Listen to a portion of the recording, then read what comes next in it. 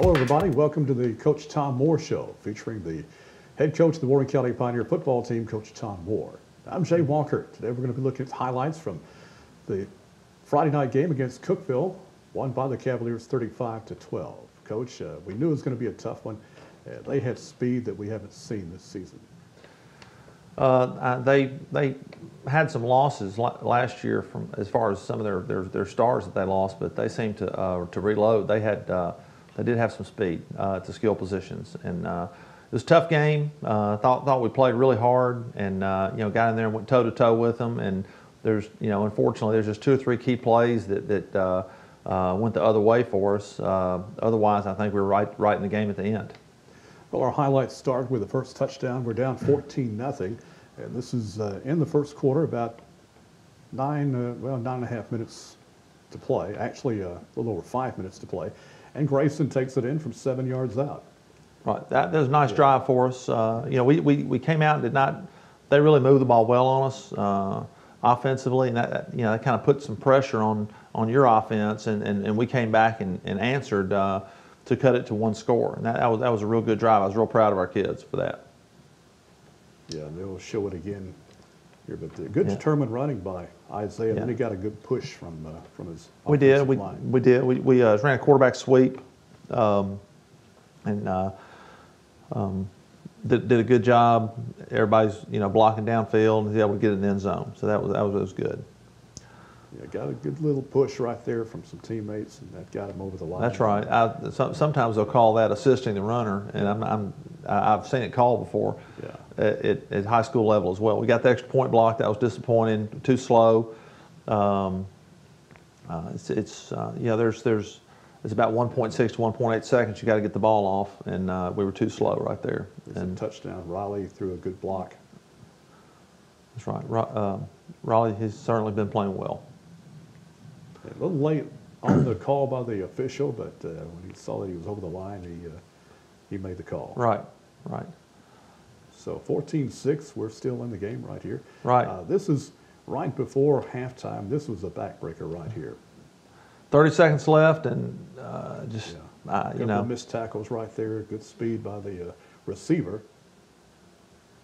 And Rabideau's able to. They got the ball right downfield. Yeah, Jacob's one of the faster kids we have. That was unfortunate. We had 3 guys out there, and we just didn't react very well. Threw the ball outside and drove one of our guys out of bounds, and the second guy missed the tackle. And that's some bad angles. Yeah. You just can't have that. That was unfortunate. Last week right before halftime, we drove the ball down the field and kicked a field goal, and that gave us momentum at halftime. This certainly gave Cookeville some momentum going into the half.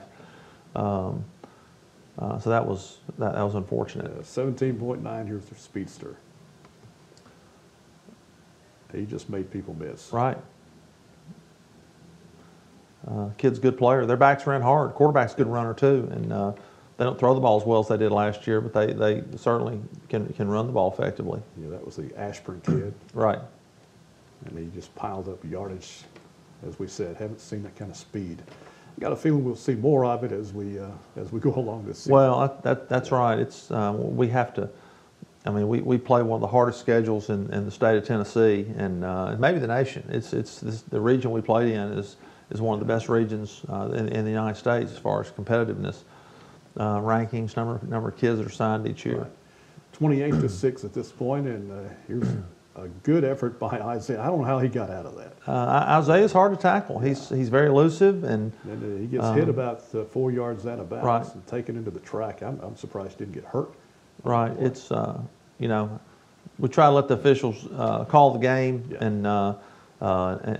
I think sometimes it's a bad example for our kids if the coaches are yelling at the officials all the time. Those guys are trying their best. Sometimes you can put a bug in their ear to watch holding, but most of the time they'll get them right. But Isaiah got hit out of bounds, and I'm just glad he's okay. They threw the flag. Yep. So I'm just glad he didn't get hurt on the track. Right. He went diving face first into the track. He's always kind of a slow getting up guy. It's kind of gets the coach worried sometimes. Watch him get out of this tackle. I mean, it looked like they had him. Yeah. 77 had him wrapped up. Here comes 22. He couldn't get him down. Good effort by Isaiah to get out of that, and then turns it into a big gainer. Right. Penalty on top of that. Now here's Raleigh. Then we just ran the ball, just run off tackle behind the left side. Raleigh's trucking through there. I don't know how many tackles he broke, and his yards after contact were tremendous in this game. Guys in our offensive line, I thought, came off the ball well. Sometimes they were having to block. They had a lot of guys in the box, and we were having success, so we kept running the ball, and I thought they really did a good job coming off the ball. So Raleigh gets it down to the 5-yard line. Right. We had 2 tight end formation. We bring Hawkins in, Hunter Hawkins in as the left tight end, and have Mitchell at the right tight end to make the defense balance up. That was a good drive. Did a good job getting it in. And here's the touchdown. Yep. And again, came off the ball well. Brennan Breelove did a nice job sealing the edge for us, and Raleigh was able to get it in the end zone. Yeah, good run by Raleigh, good blocking up front. He was hardly touched. Right. So here comes a replay. Yeah. Yeah. Raleigh does. He's elusive for a big man. He really does a good job of making the first guy miss. Sometimes they'll bounce off of him. Sometimes he's just able to shake them. Here's a good defensive play by Brendan Breedlove. Yep. Put pressure on the quarterback. Brendan's been playing really well. He's in preseason and during the first 3 games. He's one of our captains, permanent captains this year, and he's a good player. I mean, he's always around the ball. He's smart. He plays on both sides of the ball, and can't say enough good things about him. Right here's coming on a blitz up the middle. He beat his man and was able to sack the quarterback. Sometimes, the guys will get back there, but they can't make the play. And that's a good example of actually getting back there and making the play as well. His motor's always going. That's right. Yes, he was fired up. So, not a whole lot of highlights for us this week, but Cookeville wins at 35-12. Got a week off.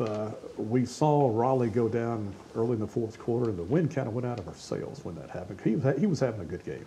I think he rushed for 130 yards or so. He's, I think, been over 100 yards in every game and every scrimmage, and scored in almost every game and every scrimmage for us, including this one. And that's tough. I'm not really sure about his status right now. I think Raleigh's he's gonna go to the doctor, and we haven't gotten a report back. He's been in an immobilizer right now, and we're not really sure if it's a bruise or if it's a tear. Just not really sure about right now. We certainly hope for the best for him. Oh yeah, because unfortunately got hurt last year, I think in the 3rd or 4th right. game.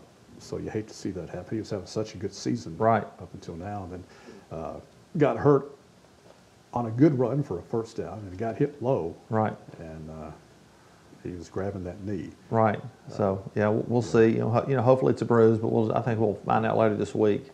Raleigh's a great kid. He's one of my favorite boys on the whole team, and he's just he's always upbeat, and he's funny. And but he's the difference between Raleigh this year and I think and Raleigh last year and the year before is his practice tempo. Raleigh is practice hard every day.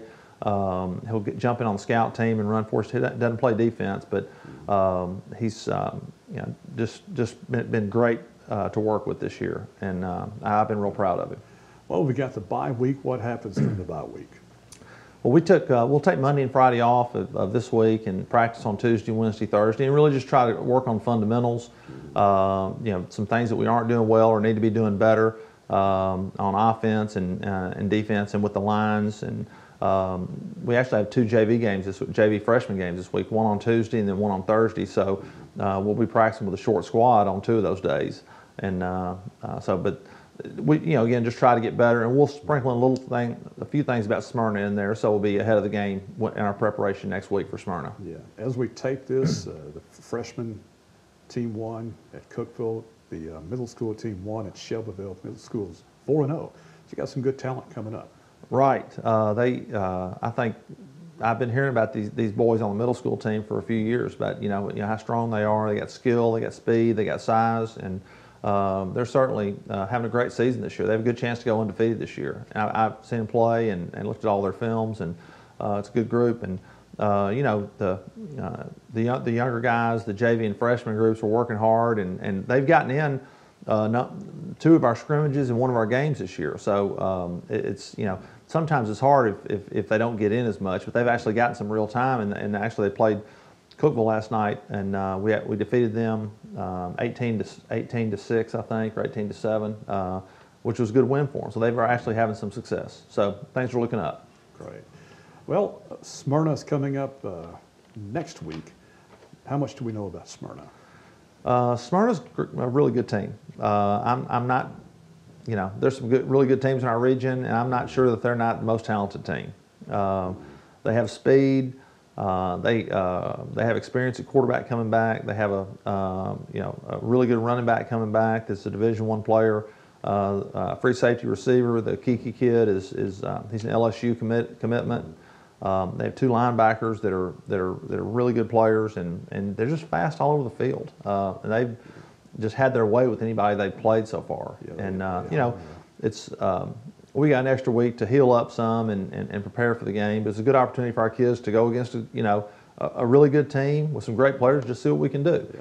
And that's we can't control what Smyrna does, but what we can control is what Warren County does. That's what we're going to try to do. Well, I know they hung 50 plus on Coffee County. That's right. So they're rolling right They are. They're really good right now. They seem to be the team to beat right now in our region. All right. I want to remind everybody we'll have audio of the local events like Pioneer football, home and on the road, on WCS-TV channel 180.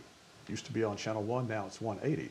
So if you're going to be looking for the broadcast on Friday nights when we're on the road, and we're going to have quite a road trip coming up, be listening or be watching and listening on channel 180 WCS-TV. Coach, thanks a lot. Get some rest this week, and best of luck against Smyrna. Thanks, Jay. And we thank you for watching. I'm Jay Walker. We'll see you next time on the Coach Tom Moore Show.